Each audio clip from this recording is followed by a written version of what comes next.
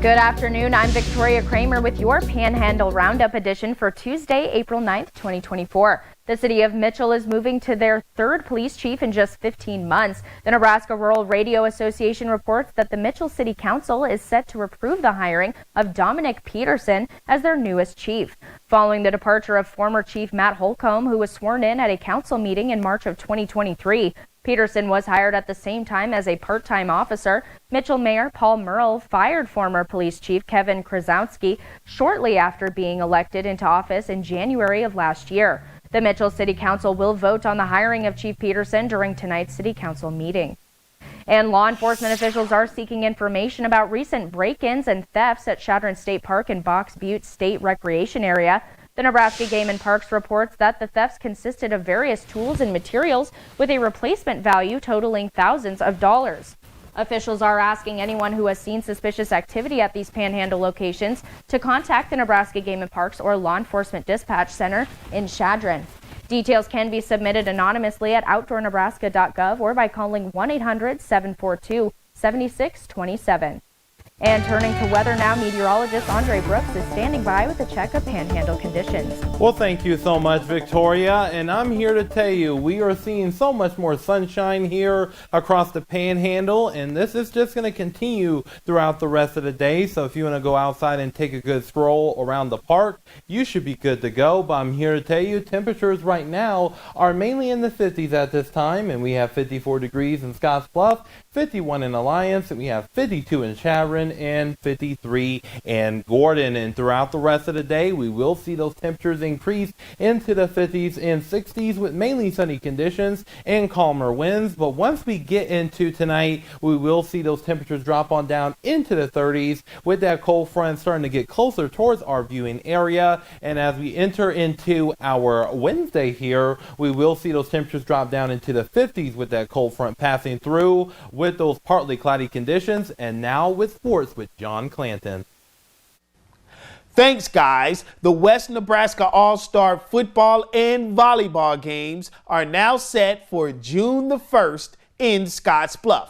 And the coaches for the contest have been announced, starting with the football. And on the west side, Mitchell head football coach Nick Cookhausen will guide the West All-Stars. Assisting him will be Trey Allison, David Baker, and Josh Dean.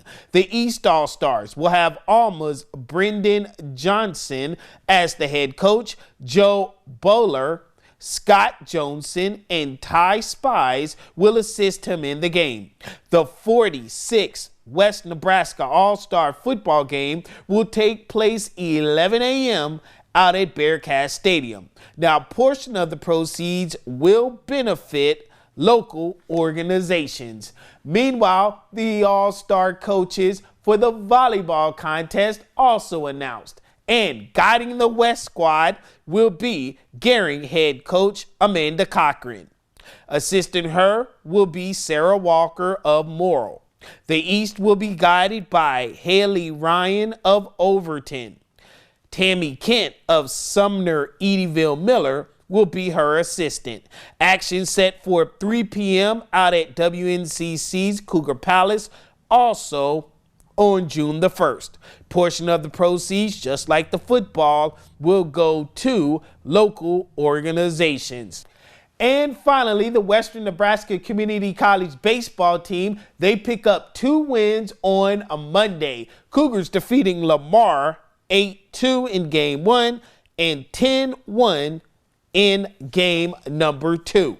During the game, WNCC sophomore Shintaro Anoi broke 2 Cougar career records, breaking the career runs record with 96 and the career home run record with 25. Congratulations to Shintaro.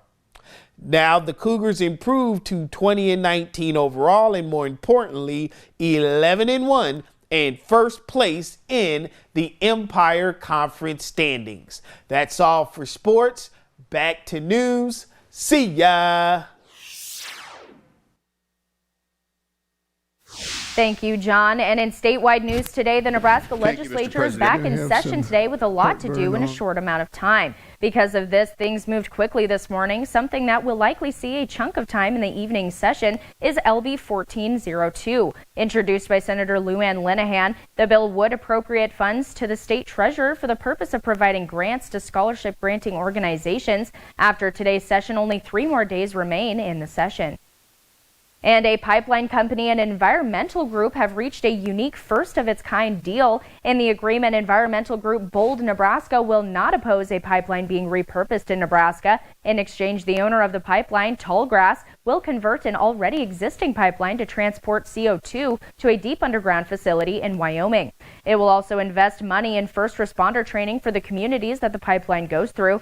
Landowners on new and existing pipeline sections will also have the option to receive yearly royalty checks rather than a lump sum payment for right-of-way up front.